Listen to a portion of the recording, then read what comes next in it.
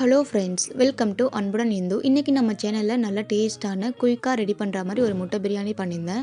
எங்கள் வீட்டில் இந்த மாதிரி வெரைட்டி ரைஸ் பிரியாணிலாம் ரேர் தாங்க. எப்பயுமே நாங்கள் கூட்டு, பொரியல், சாதம், ரசம் அந்த மாதிரி தான் சாப்பிடுவோம்.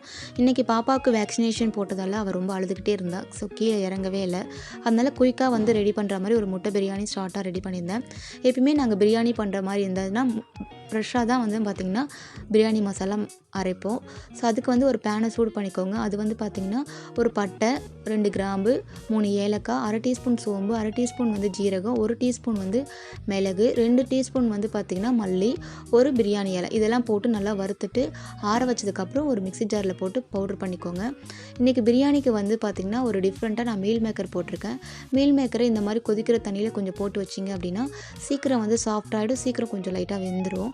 அதுக்கப்புறம் குக்கரில் தான் இந்த பிரியாணி பண்ண போகிறோம். அதுக்கு 1 டேபிள் ஸ்பூன் எண்ணெய், 1 டேபிள் ஸ்பூன் நெய், இது ரெண்டுமே ஈக்குவலாக எடுத்துக்கோங்க. நெய் மெல்ட் ஆனதுக்கப்புறம் பார்த்திங்கன்னா 3 கிராம்பு, 3 ஏலக்காய், ஒரு சின்ன துண்டு பட்டை, 1/2 டீஸ்பூன் சோம்பு, 1/4 டீஸ்பூன் பார்த்திங்கன்னா ஜீரகம், ஒரு பிரியாணி இலை இதெல்லாம் சேர்த்து கொஞ்சம் நல்லா கலந்ததுக்கப்புறம் பார்த்திங்கன்னா ஒரு மீடியம் சைஸ் வெங்காயத்தை நீட்டு வாக்கில் கட் பண்ணியிருக்கேன். ஸோ அதை சேர்த்துக்கோங்க. இது கண்ணாடி பதம் வரணும், அந்தளவுக்கு பார்த்திங்கன்னா நல்லா வதக்கி எடுத்துக்கோங்க. அதுக்கப்புறம் 1 டேபிள் ஸ்பூன் இஞ்சி பூண்டு பேஸ்ட் சேர்த்து நல்லா வதக்கிக்கோங்க. ஸோ அது பச்சை வாசனை போனதுக்கப்புறம் பார்த்திங்கன்னா ஒரு மீடியம் சைஸ் தக்காளி நீட்டு வாக்கில் கட் பண்ணியிருக்கேன். ஸோ அதுவும் ஆட் பண்ணிக்கோங்க. தக்காளி நல்லா வதங்கி ஜூஸியாக வரணும். தக்காளி இருக்கிறது தெரியக்கூடாது, அந்தளவுக்கு வதக்கணும்.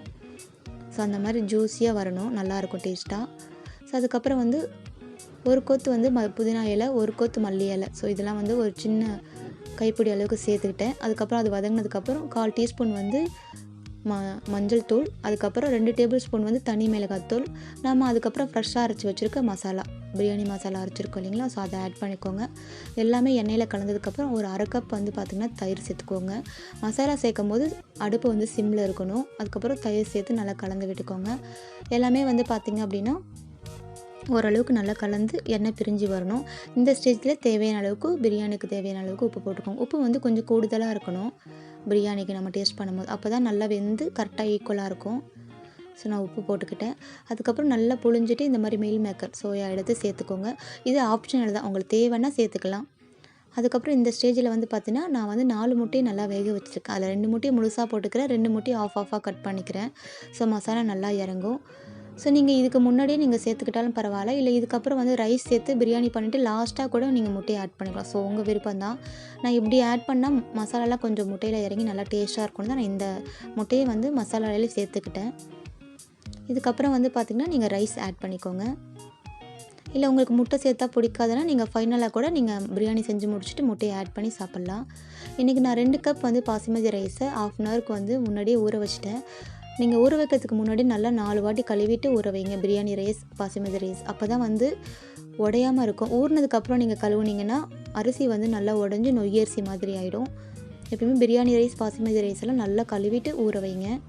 அதுக்கப்புறம் 2 கப் ரைஸுக்கு 3 கப் தண்ணி கரெக்டாக இருக்கும். அடியும் பிடிக்காது, கரெக்டாக ஈக்குவலாக வெந்து வரும். ஸோ இதெல்லாம் கலந்ததுக்கப்புறம் ஒரு மாட்டி இதெல்லாம் கலந்து வைத்துக்கோங்க. சாதம் இதெல்லாம் மசாலா எல்லாமே கொஞ்சம் அடி வரைக்கும் நல்லா இந்த மாதிரி கலந்துட்டு டேஸ்ட் பண்ணி பாருங்கள். உப்பு கொஞ்சம் கூடுதலாக இருந்தால் கரெக்டாக இருக்கும்.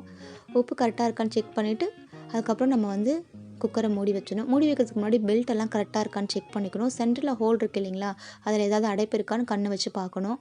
ஸோ அப்போ தான் பார்த்திங்கன்னா குக்கர் வெடிக்காமல் இருக்கும். இல்லைனா நல்லா ப்ரெஷர் தாங்காமல் குக்கர் வெடிச்சிடும். ஸோ நல்லா ஊதிட்டு பெல்ட்டெல்லாம் கரெக்டாக செட் பண்ணிவிட்டு போடுங்க. அதுமாதிரி இந்த விசிலும் பார்த்திங்கன்னா ஒரு வாட்டி நம்ம நல்லா ஊதிட்டு அதுக்கப்புறம் போட்டுடணும். கரெக்டாக மீடியம் ஹீட்டில் ஒரு விசில் வந்தால் போதும், அவ்வளோதான். ஏன்னா 1/2 ஹவர் நம்ம ரைஸ் ஊற வச்சுருக்கோம். பாருங்கள், விசில் தானாக அடங்கணும். ப்ரெஷர் நல்லா அடங்கினதுக்கப்புறம் தான் ஓப்பன் பண்ணணும்.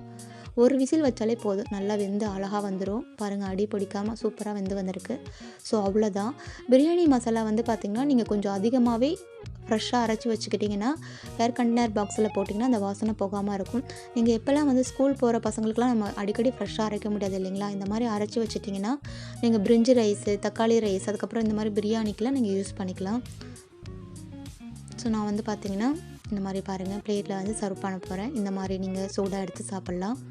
ஸோ நீங்களும் பார்த்திங்கன்னா இந்த வீடியோ ட்ரை பண்ணிவிட்டு எப்படி வந்துச்சுன்னு கமெண்ட் பண்ணிடுங்க. உங்களுக்கு இந்த சேனல் பிடிச்சுன்னா சப்ஸ்கிரைப்